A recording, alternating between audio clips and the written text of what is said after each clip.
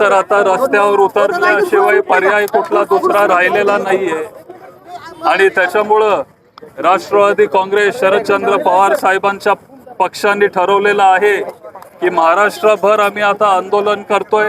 हे आंदोलन महागाई विरोधात आहे। कांद्याला योग्य तो हमीभाव मिळाला पाहिजे ह्याच्यासाठी आम्ही सगळे इथं आंदोलन करतोय। बारामती तालुक्यातले सगळे शेतकरी इथं उपस्थित आहेत, सर्वसामान्य जनता इथं आलेली आहे आणि आमची एकच मागणी आहे की कांद्याला हमीभाव मिळाला पाहिजे।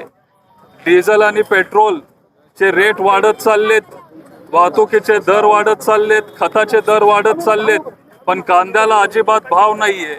साधारण एकरी 70,000 ते 1 लाख रुपये लागतात कांदा उत्पादन करण्यासाठी, पण आता फक्त 750 ते 1000 रुपये टन असं कांद्याचा दर असल्यामुळं शेतकऱ्यांची खूप मोठी अडचण इथं तयार झालेली आहे।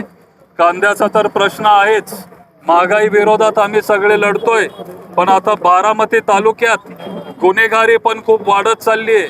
मला महिला येऊन भेटतायत, त्यांना आता बारामती सेफ वाटत नाहीये। परवा मी प्रांत कार्यालयात गेलेलो, तिथं मला काही महिला येऊन भेटले की अहो दादा, ही साहेबांची बारामती म्हणून, आदरणीय दादांची बारामती म्हणून ही बारामती ओळखली जाते आणि दादांची ही बारामती असल्यामुळं आम्हाला इथं सेफ वाटायचं। त्याच्यामुळं आम्ही खरं तर इतर आमची गावं सोडून, काही महिला तर पुण्यावरून इथं बारामतीत आलेत कारण त्यांना इथं सुरक्षित वाटायचं, पण आता तसं ते वातावरण इथं राहिलेलं नाहीये। गुन्हेगारी वाढत चालली आहे, ड्रग्स, दारू, इल्लीगल भट्ट्या, हे सगळं प्रकरण इथं वाढत चाललंय। आम्हाला आता रस्त्यावर उतरल्याशिवाय कुठलाही पर्याय राहिलेला नाहीये, त्याच्यामुळं आम्हाला आता हे आंदोलन करावं लागतंय।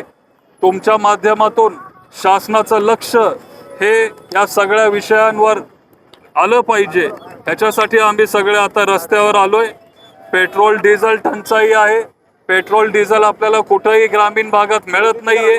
गॅस सिलेंडर आपल्याला इथं तालुक्यात आणि महाराष्ट्रामध्ये मिळत नाहीयेत। गॅस सिलेंडरची टंचाई आहे, ब्लॅकमध्ये गॅस सिलेंडर मिळतायत, पण 4-5 हजार रुपये हे असे जे लोक ब्लॅकमध्ये विकतायत त्यांनाच तेच ते पैसे कमवतायत। हे कुठंतरी थांबलं पाहिजे। रात्री 6 ते 10 वाजेपर्यंत 2.5 महिने झाले बारामती तालुक्यात लोड शेडिंग चालू आहे। हे लोड शेडिंग पण ताबडतोब त्यांनी थांबवलं पाहिजे। परवा आम्ही ऊर्जा भवनला गेलो, तिथल्या सगळ्या अधिकाऱ्यांना आम्ही तशी विनंती केली, त्यांनी बऱ्यापैकी सगळ्या गावांमध्ये लोड शेडिंग थांबवलंय, पण आज पण काही गावं आहेत जिथं लोड शेडिंग चालू आहे। ते लोड शेडिंग लवकरात लवकर तिथं थांबलं पाहिजे।